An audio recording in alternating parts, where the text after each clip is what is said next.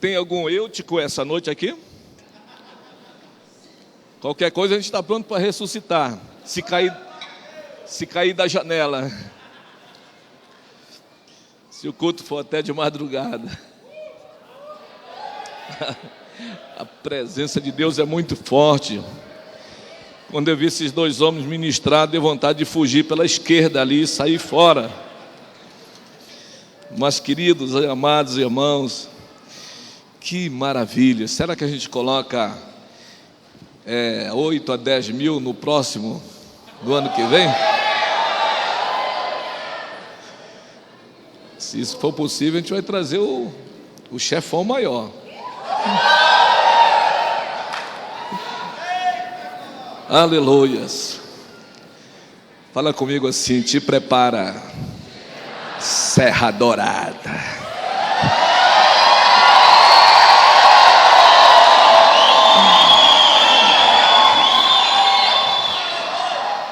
Aleluia. Ah, gente, que loucura, que loucura, que loucura. Mas eu não sei, depois que eu vi esses homens de Deus aí, eu não sei nem o que falar, mas eu vou falar. Então, ano que vem, né, pastor Diarley, eu creio que vai dar sequência na visão aqui. Nós estamos fazendo uma série, e creio que o Giovanni vai poder colaborar, o nosso Silvio Santos Gospel.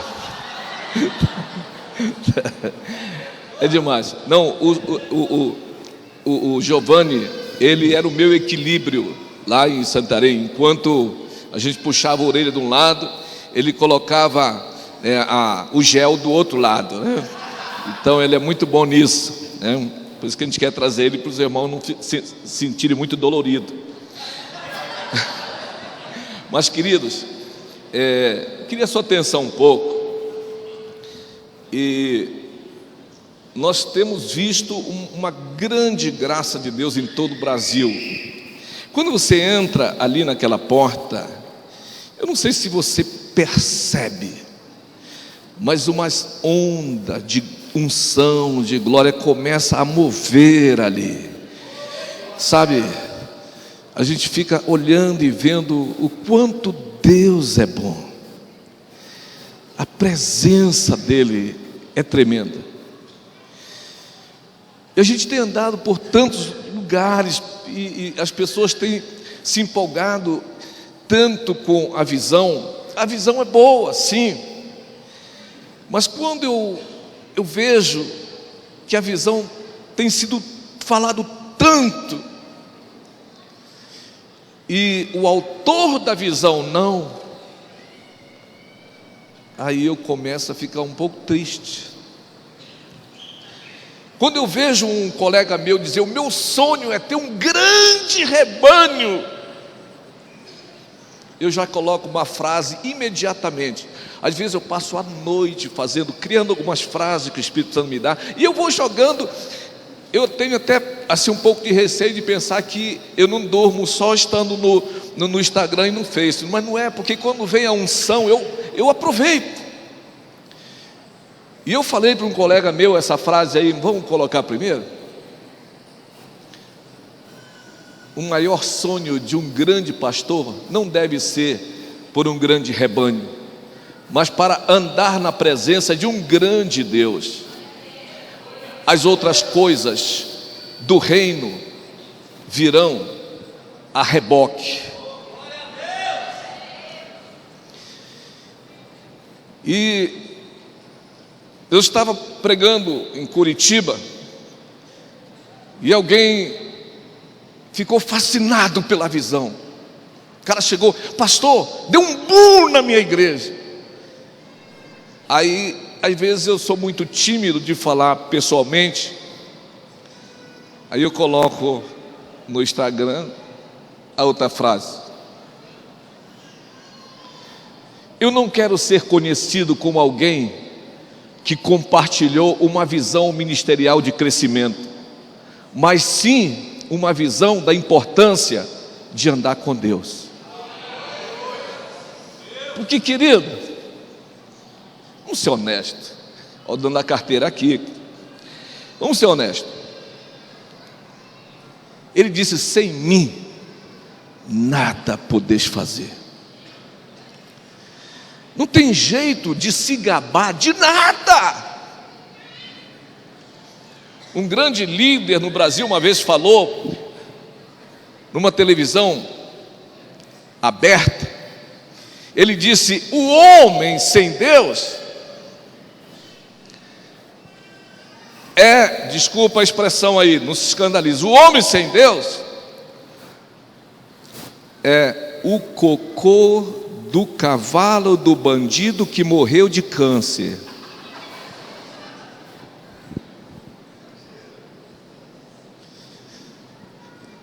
Sem Deus nós não podemos fazer nada, querido. Você sabe o que está por detrás da cena ali em Santarém? São joelhos dobrados e lágrimas diante de Deus, com uma profunda paixão por pessoas que te dá trabalho. Mas você não tem outra opção, você tem que amar. Porque eu e você fomos amados. Mas pensa o trabalho que você deu para chegar para Jesus.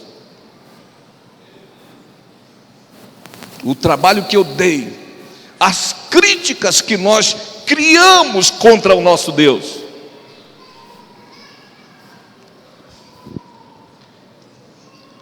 E eu vou te falar uma coisa: o desejo de querer reproduzir, de querer ter coisas grandes, tem algo por trás dessa cortina que nós devemos minuciosamente estudar. Nós geramos as pessoas segundo a nossa espécie.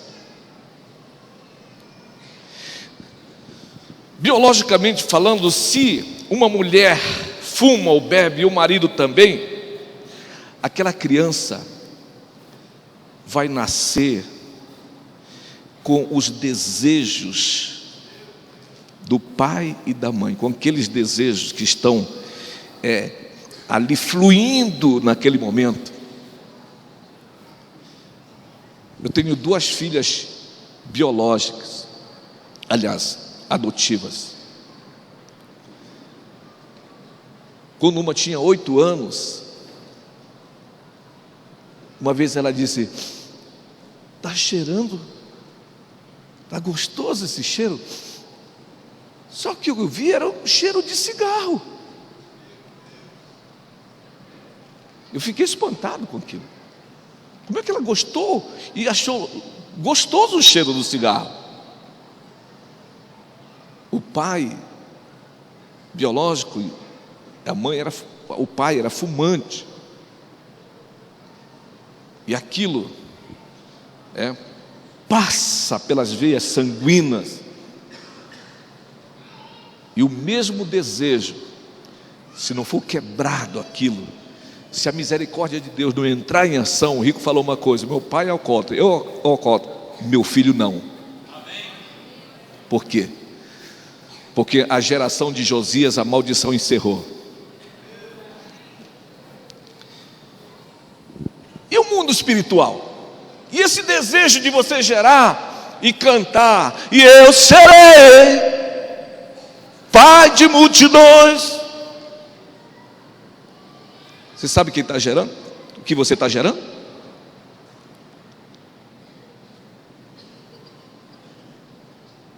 É santinhos ou diabinhos?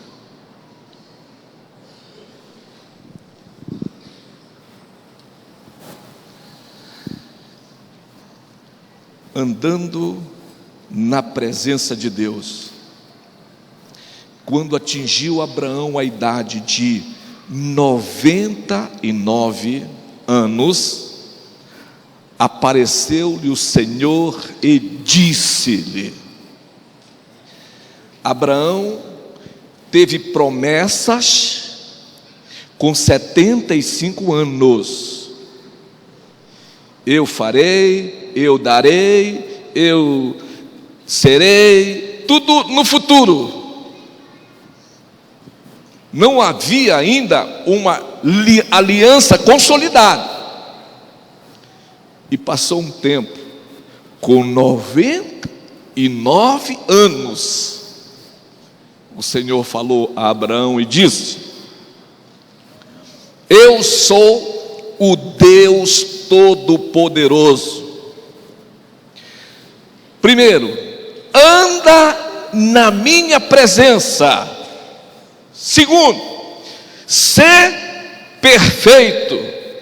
Terceiro, farei uma aliança entre mim e ti. Quarto, e te multiplicarei, e olha essa palavra, extraordinariamente.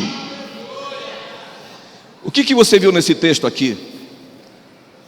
O desejo de dizer: eu farei, eu serei.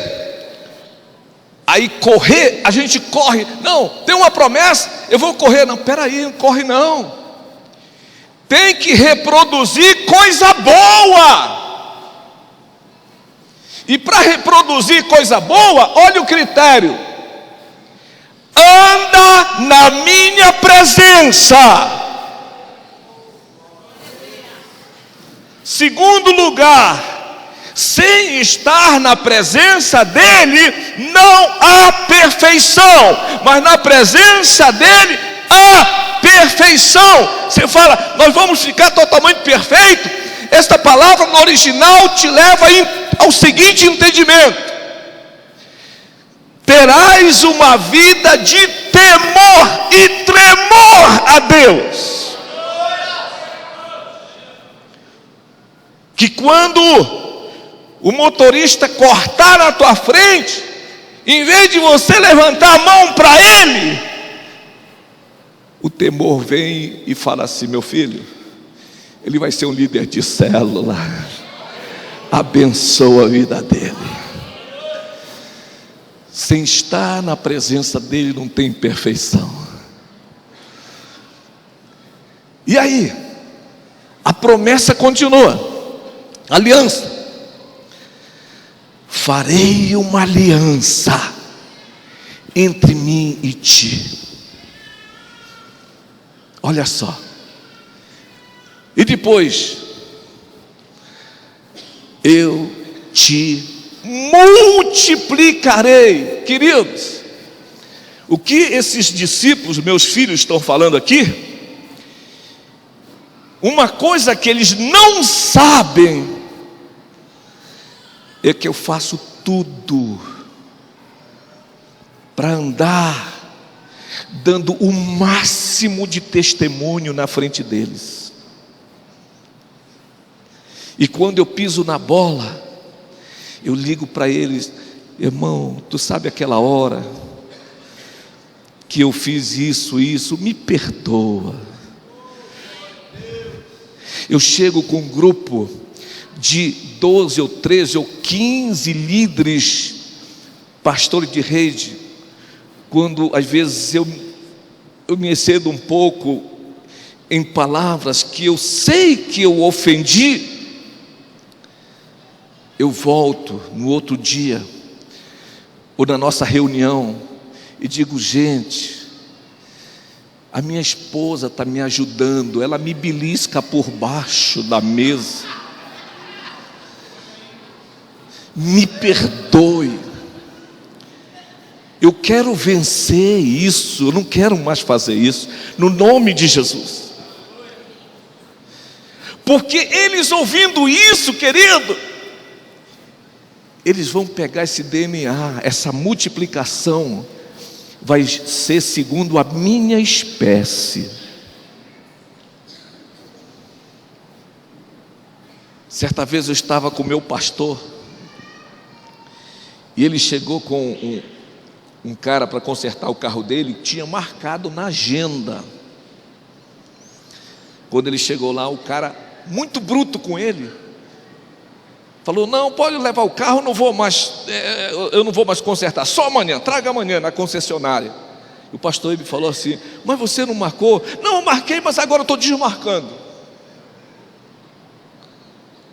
Eu não era tão afinado ainda. Eu queria puxar o meu facão e tirar a orelha dele. Aí o pastor Hebe entrou no carro, eu entrei do lado dele. Chegou no meio da viagem, o pastor Hebe disse assim: pastor Geraldo, você não acha que eu falei com falta de amor com ele? Querido, eu era muito grosso. Eu falei assim: pastor, se o senhor não fosse tão santo, a boca dele estava da altura do meu sapato, ele estava embaixo do carro. Ele disse assim: mas vamos voltar lá, que eu quero pedir perdão. Irmãos, isso marcou, acabou comigo. Você está gerando segundo a sua espécie. Qual é a sua espécie? Voltamos lá, eu já vi mais humilde. Ele chamou, e o cara logo armado, né?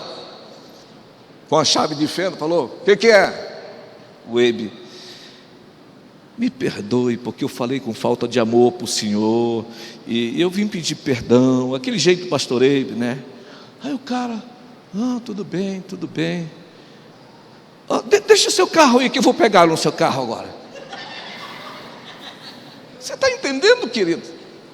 O que é que Deus faz? O que é que você está reproduzindo?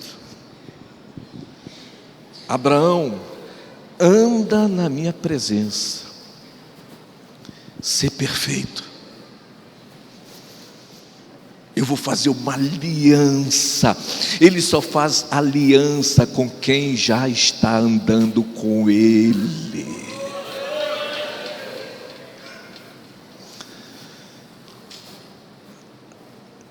Moisés fez isso, tantos outros homens de Deus fizeram isso, mas eu quero lhe falar uma coisa aqui.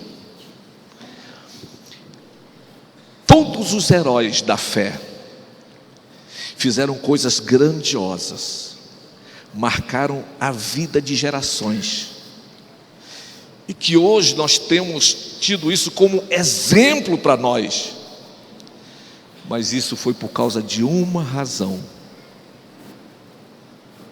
por causa da presença de Deus na vida deles. E essa presença de Deus, pastor, não escandalize conosco, porque eu vou falar coisa aqui. A igreja no Brasil e no mundo não tem experimentado a presença de Deus. Eles têm confundido as coisas. Eles não têm entendimento. Oração é uma coisa, intimidade é outra. Oração você trabalha, você é um mediador, você está dizendo: Deus, você está longe dele, Deus, olha essa causa, Deus, olha essa causa, Deus, olha essa causa. Mas o que nós não temos, e muitas vezes temos vergonha, é de sentar com ele e dizer: papai, eu te amo. Tu é tudo para mim, pai. Vão pensar que você é doido. Você não vai ver nada do seu lado, você vai achar que não funciona. Queridos, eu tenho promessa que me garante que Ele está aqui comigo. E se Ele está aqui comigo, meu querido, eu não preciso sentir, eu preciso crer. E às vezes eu estou sentadinho lá, quando eles veem que eu dou aquele grito, é porque eu dou uma apertadinha nele assim. Ei!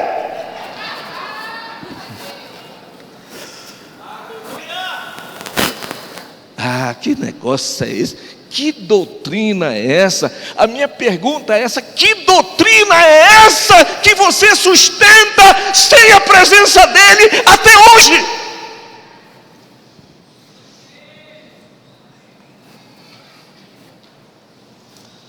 No Velho Testamento, nós ouvimos um louvor bonito aqui, maravilhoso, uma música maravilhosa, mas ele não estava aqui por causa da música.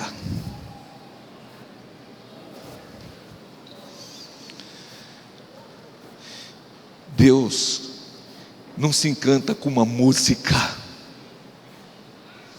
Ele se encanta com pessoas.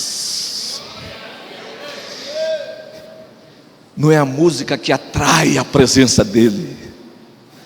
Se tiver só um CD, daqui um Alck, Carijó, dessa gente top de linha, e não tiver ninguém aqui, Ele nunca virá. Mas se tiver uma pessoa, Ele virá.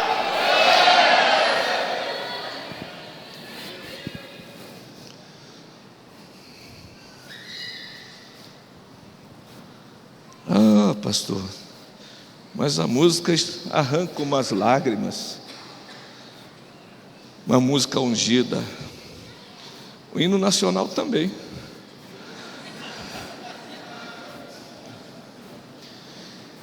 Mas ele vem por causa de pessoas. No Velho Testamento, 3 coisas eram essencial para atrair a presença dele. Primeiro, tinha que ter o templo. Segundo, tinha que ter o sacerdote. E terceiro, o sacrifício.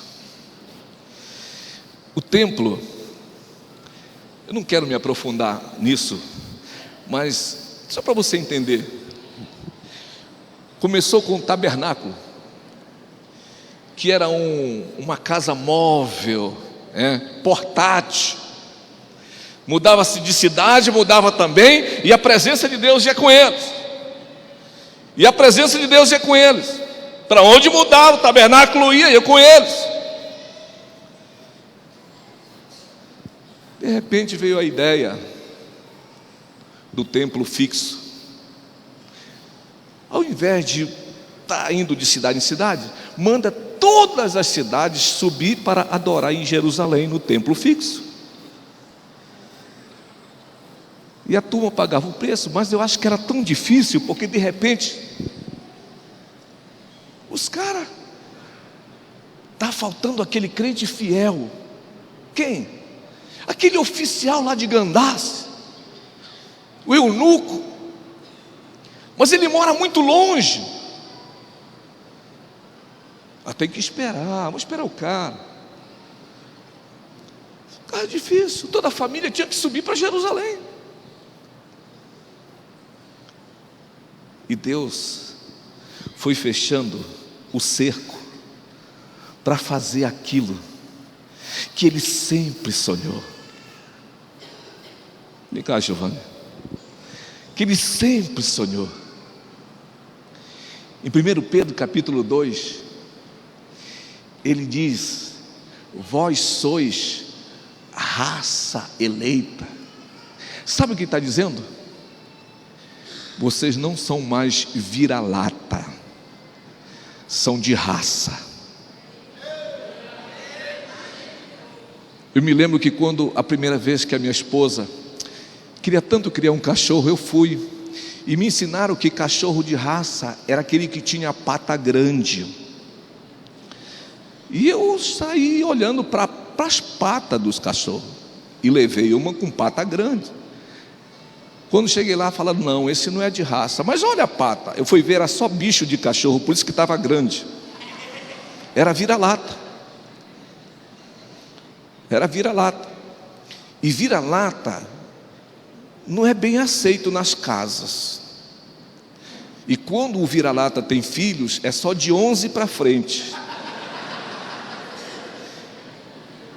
E ninguém quer.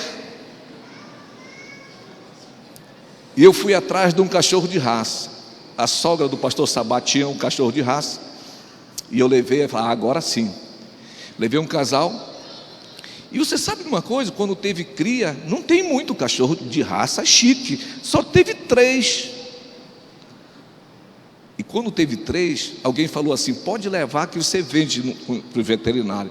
Eu quase não acreditei que um cachorrinho daquele naquela época era R$250. Quase eu paro de ser pastor, estou brincando.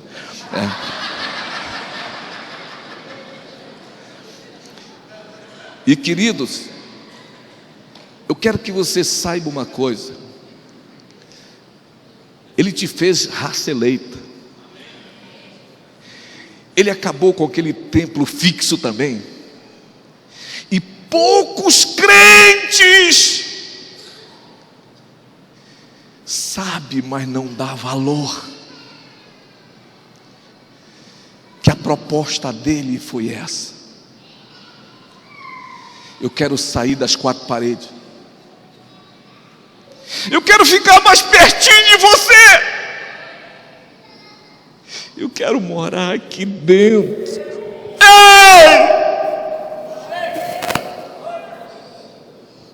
Porque um templo móvel, um tabernáculo, não entra no Planalto, mas ele entra com um templo novo e ele lá dentro. Vamos estender as nossas mãos aqui. O tempo está andando e o Senhor está aqui dentro. Queridos, você vai buscar Deus aonde? E eu quero te falar uma coisa. Eu vou te falar uma coisa.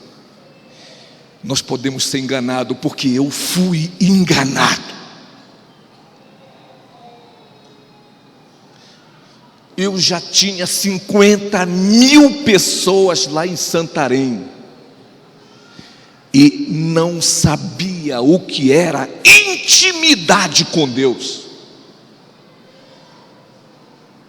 Eu dava aula de ativismo,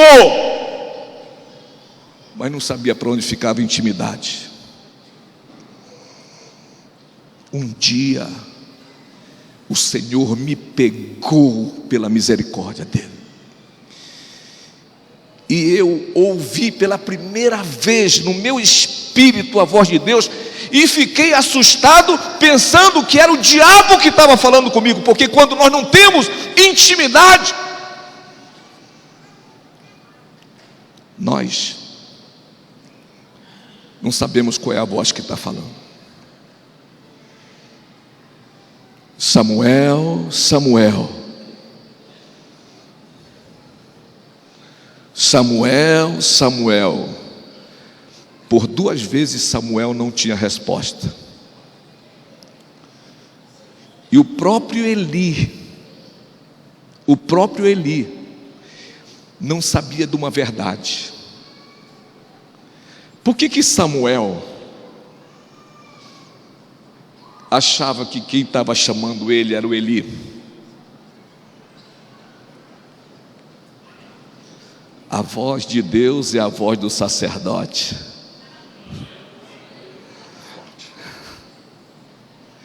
E um dia o Senhor me falou, foi duro isso, mas Ele me falou: você não está andando na minha presença. Se as coisas estão acontecendo aqui, é porque o meu servo, que foi para Fortaleza, encheu o seu tanque de gasolina, mas esse tanque está secando, e você não se importa de abastecer. E eu fiquei assim, eu falei assim, comigo mesmo, está amarrado, porque Deus sabe o quanto eu a amo. A gente começa a sair pelas tangentes e se desculpar. Só que aquilo ficou no meu espírito e eu não sossegava. E ele continuou falando, disse assim: eu te quero 3 dias dentro desse escritório aqui, sem comer, só bebendo água. Aí eu falei meio alto: está amarrado. Isso não provém de Deus. A igreja está crescendo e o diabo quer me matar. Você está entendendo, querido?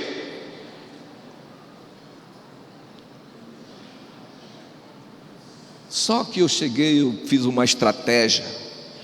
Eu vou lá com a minha esposa e eu vou dizer para ela que, olha, eu estou ouvindo vozes aí para mim ficar 3 dias na igreja. E eu sei que ela não vai concordar, depois que tem uma cama bem king, super king, sei lá, aquelas grandes que cabem 3 netos e mais a mulher do lado. Ela não vai querer que eu vá. Então essa é a evidência da minha resposta. Quando eu cheguei lá em casa, eu falei para ela: mulher, tem umas vozes aí, diz que eu tenho que dormir 3 vezes. Eu não entendo, eu acho que, não sei se é de mim mesmo, ou até quem sabe se o diabo não está querendo me matar. Ela disse: quando é isso? Pois é, deu até a data e a hora para mim entrar lá. Ela olhou para mim e disse: olha, eu vou estar em Cuiabá, aproveita, dorme na igreja esses 3 dias.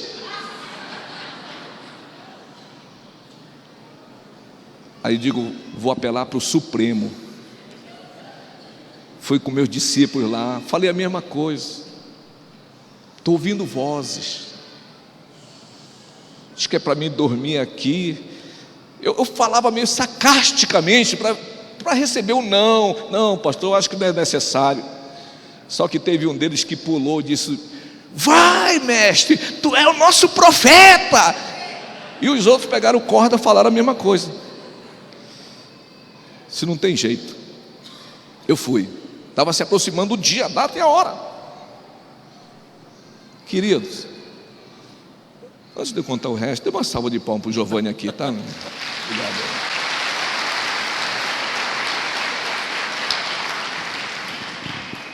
Eu saí e eu queria que todo mundo me olhasse com tanta peninha e olha, coitado do pastor. Eu fui como aqueles prisioneiros de guerra para entrar no escritório. Eu olhava para minha filha, para a secretária, para ela dizer assim: não vai. Mas ninguém me olhava. Eu entrei, fechei a porta e olhei para o ambiente. Eu estou lhe falando, queridos, quem não ouve a voz de Deus não acredita no que ouve, mesmo se for Deus falando. Quem não tem intimidade, é difícil. Hoje, você sabe aquele músico que toca de ouvido? Tem aquele que, se não tiver a partitura lá, ele se perde. O ouvido é só para cotonete mesmo. Aí o que aconteceu? Eu fiquei lá, de um lado para outro. Querido, pensa no negócio chato. Eu orei, acabou o repertório, em 1 hora acabou. Para mim, 1 hora parecia que ainda não tinha nem 1 minuto que eu tinha entrado. Eu tinha que ficar 3 dias ali. Eu andando de um lado para outro, não tinha mais o que falar, as pernas cansadas, motor aqui 5.8, porém turbinado. Voltava, só sabia dizer: eu te amo, Jesus, eu te amo, Jesus, eu te amo, Jesus, eu te amo. Aí eu fiquei pensando: será que está gostando disso? Porque era só isso que saía.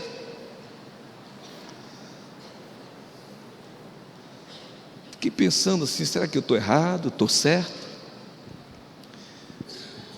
Aí aquela vozinha de novo aqui dentro: quando tu sai da tua casa, o que é que tu fala para tua esposa? Não, eu falo que eu a amo. E qual é a reação dela? Aí comecei a me lembrar, porque às vezes minha esposa está dormindo mesmo, aquele ronquinho suave assim, bem delicado, mas está dormindo. Aí eu chego bem no pé do ouvido, não sei se o ouvido tem pé, mas é no pé do ouvido, eu falo assim: eu te amo. Irmão, essa palavra é tão forte que mesmo dormindo, ela faz assim, ó.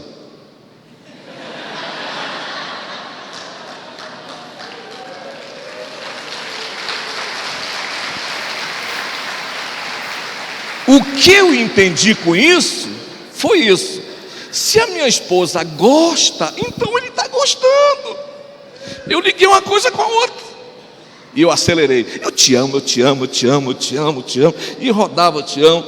Mas mesmo assim demorou muito tempo, sabe? Eu olhava, eu ia dar uma corujada nas frestas assim, para ver onde. Eu queria sair dali, sabe? Irmãos, o primeiro dia foi uma eternidade.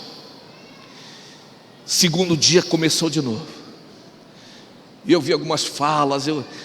Pensa numa prisão. E eu continuei. Falei, mas Deus não vai falar nada. 3 dias só para isso. Uma coisa é quando você está orando com um grupo de irmãos, que você intercede, outro intercede, você diz que ama, outro pula, é gostoso. Mas quando não tem ninguém e você está acreditando só na promessa dele, esse é o nosso desafio. Mas quando deu naquele segundo dia, 6 horas, eu fui surpreso de uma forma que eu nunca tinha sido antes. Eu não conhecia os caminhos de Deus. Eu tinha 50.000 pessoas. Eu era ativo no trabalho, corria para um lado e para outro. O meu tempo de oração era 10 minutos sem vergonhamente. Era 15, quando era 15 era o avivamento da minha vida por dia. E o que eu entendia era que eu era pago da igreja para orar, pago para ler a Bíblia, pago para visitar, pago para fazer todo o papel da igreja, pago para assistir culto, pago para pregar. Mas quando chegou aquele momento, eu fui travado. E eu até pensava assim: já está doendo os tendões, a panturrilha, eu acho que é isso. Só que quando eu queria mudar o pé, ficou grudado. Aí se alguma coisa está acontecendo. E pela primeira vez, eu não vi mais uma voz por de dentro, eu vi por fora. Eu estava esperando por esse momento. E veio a pergunta: quantas celebridades já entraram nessa igreja? E eu comecei a ser tomado de uma habilidade tão grande que eu fui logo respondendo. Parecia que a minha mente naquele momento abriu e eu comecei a falei o nome de 3 celebridades. E a voz falou: quanto tempo você daria para cada uma delas? Eu tinha que ser honesto. E as que eu citei foi o Reinhard Bonk, que foi lá, Joyce Meyer, e o Joel Comiskey, Ralph Neighbor, enfim. Esses homens de Deus, chegasse com você, eu quero o dia inteiro, você dava 2 dias. E eu fui honesto, eu falei, eu daria o tempo que fosse necessário. Pois é, eu esperei até agora, porque eu nunca tive esse tempo. Eu comecei a ter vergonha de pastorear a igreja, querido. Eu fiquei com vergonha. Eu não queria ser pastor mais. Eu fiquei envergonhado. Ele disse: até agora você me pediu o que eu tenho, mas você nunca pediu a minha presença com você. Você me pediu poder, você me pedia alegria, você me pedia unção, você me pedia coisas. Eu não sou coisas, eu sou uma pessoa que quero falar com outra pessoa.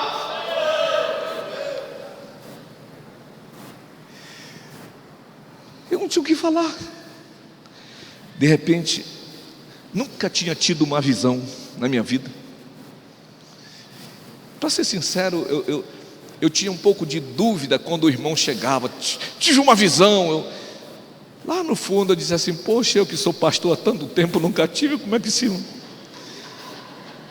Mas as coisas de Deus não são dadas pelo seu tempo de serviço, de trabalho ou de crente na igreja. Elas são dadas para aquele que se mostra faminto dele e que acredita nele. Até uma criança pode ter uma visão. E de repente veio aquela visão, não muito nítida, mas dava para ver. E eu fiquei olhando, e eu pude ver uma cena do Monte da Transfiguração. Eu pude ver aqueles 3 homens de branco. Eu olhava, alguma coisa ia sair dali. Aí uma agitação por perto, embaixo. Eu já me mostraram esse monte lá. Eu vi um pouco diferente, né? E agitações. E eu via lá em cima aqueles primeiro brilhando, 3 figuras brilhando lá. Aí surgindo outra figura. Aí a voz veio de novo e disse: olha, preste bem atenção. Ele está pedindo que se arme uma tenda para cada um desses aqui.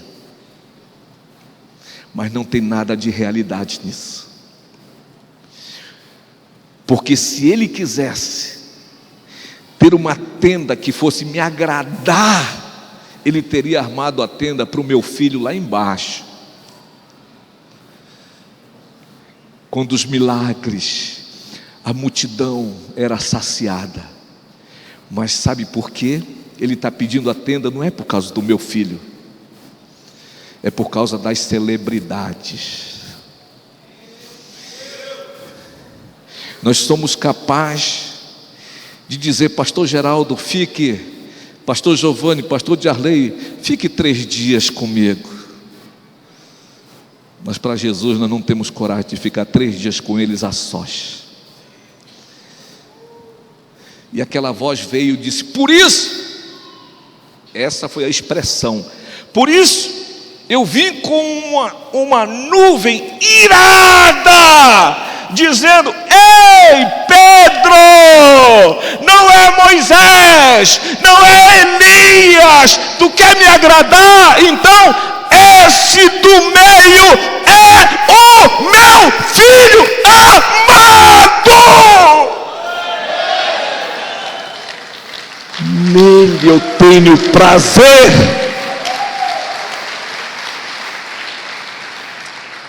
Quer ter prazer em mim?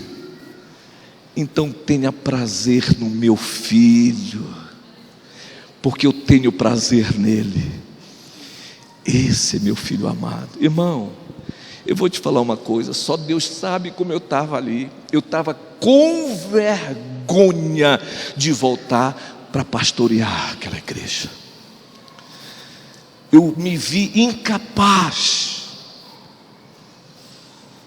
Mas ele falou: ainda não terminou.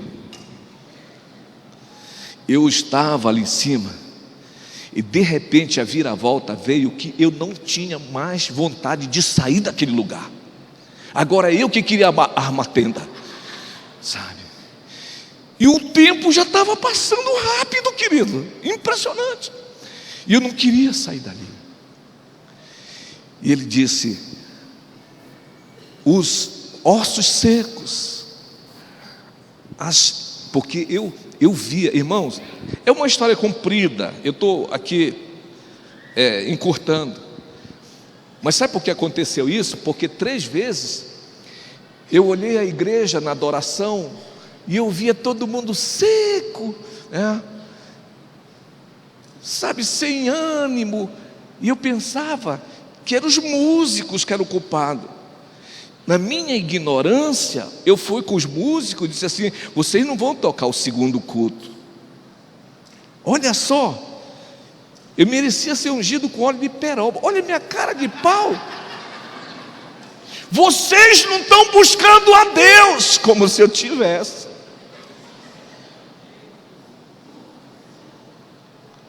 Eu vou colocar o cara para cantar aí. Leva o CD lá para cima do Fernandinho. Estava no auge. Aí eu voltei no segundo culto, olhei a igreja. Fernandinho não estava com unção. O povo permaneceu o mesmo. E o problema, aí eu comecei a fazer o problema, então, quem é o problema? Aí me lembrei da música do Judson: eu sou o problema, a terra seca. Eu preciso ser molhado. O sacerdote tem que receber o óleo. A igreja representada pelas vestes, mas se não cair aqui, as vestes continuam secas. E queridos, eu entendi. Eu saí daquele lugar, não tinha mais fome, não tinha sede, não tinha. Eu vou lhe falar uma coisa: se eu pudesse ir para o céu e não voltar mais naquele momento, mas estava tão gostoso. Fiquei sem dormir a primeira noite em casa. No domingo eu fui para a igreja, cheguei cedo, fiquei lá no púlpito, na hora de pregar, abra a sua Bíblia, do mesmo jeito que chegava sempre antes, capítulo tal, versículo tal e tal, pregar o mesmo sermão que eu vi na visão. Aí eu olhei para o pessoal e eu comecei a ver sussurro de choro assim. Aí eu fiquei olhando: o que está vendo? Eu tinha esquecido, o que está vendo? Aí de repente eu lembrei: derramaram o óleo aqui e está vazando para ali, é mesmo. Eu dei algumas palavras e eu desci, não sei se os irmãos lembram, eu desci, chamei os pastores, orei pelos pastores, fiquei espantado, porque quando eu peguei não caiu um monte. Aí levantaram de novo, parei de pregar e comecei a orar pela igreja. Entramos pelo meio da igreja, os músicos, querido, isso já faz alguns anos atrás. Eu desci um decreto lá: pela parte da manhã, nenhum pastor, nem um obreiro que é tempo integral vai trabalhar, tem que vir orar, tirar tempo com Deus, no mínimo 3 horas, no mínimo. A nossa igreja nunca mais foi a mesma. A minha família, que sempre eu batia da minha esposa assim, eu batia nela no ombro dela, dizia assim: já orou hoje? Não, ainda não. Minhas filhas: já orou hoje? Ainda não. Mas como eu ia cobrar se eu não orava? Quando eu comecei a orar, de manhã eu não mandei mais ninguém orar lá em casa, mas quando eu olhava para a cama, eu disse: cadê a mulher? Ela já tinha levantado na minha frente, sem eu mandar, e ela ia orar lá para o quintal. Ela disse: olha, nossa filha está 3 dias sem comer aí, eu nunca mandei ela jejuar. Sabe por quê? O óleo que cai na cabeça do sacerdote da casa molha a esposa, molha os filhos, molha. Ei! Fica em pé em nome de Jesus, queridos. Chega aqui na frente, chega aqui na frente, chega aqui na frente. Se você crê que há transferência de unção nessa coisa, então tem que ser agora. Eu te amo. Ei, Jesus. Espírito Santo. Ei, Jesus. Hoje eu vi um testemunho de manhã na vida de um ministro de Deus aqui. Eu creio que centenas e centenas e centenas e centenas de testemunhos, queridos, nesta cidade, nesse estado, nós vamos estar ouvindo de pessoas que têm uma visão, que ouviu coisas maravilhosas nesses dias, mas que acima disso não tem somente uma grande visão, mas está sempre na presença de um grande Deus. Aleluias. Ei, Jesus. Diga: tu és a minha paixão, tu és a minha paixão, tu és a minha canção, Espírito Santo. Tu és a minha paixão, tu és a minha canção, Espírito Santo.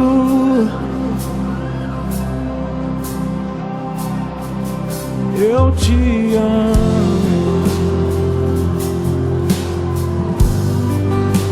Espírito Santo.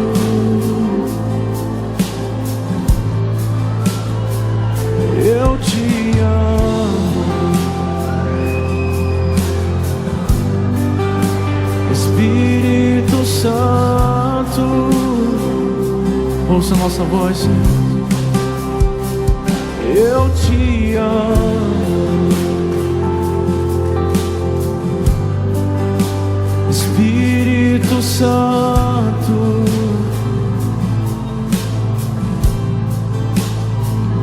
Eu te amo, Espírito Santo.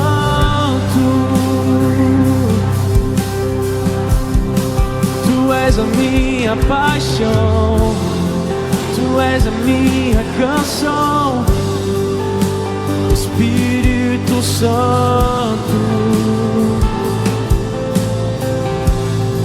Tu és a minha paixão, tu és a minha canção, Espírito Santo. Tu és a minha paixão, tu és a minha canção, Espírito Santo.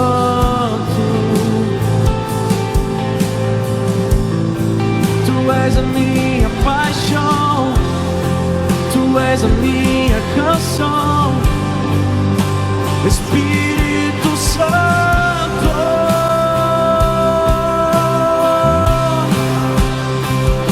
Eu não posso viver sem ti, eu não posso viver sem ti.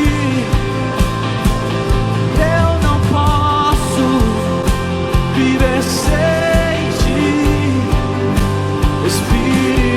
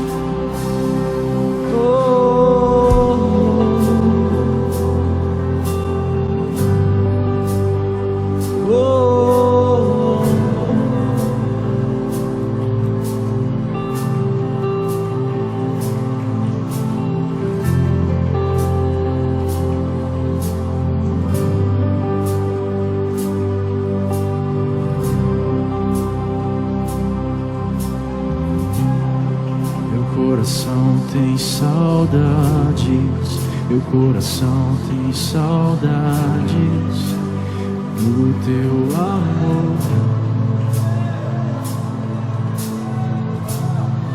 Meu coração tem saudades, meu coração tem saudades do teu amor.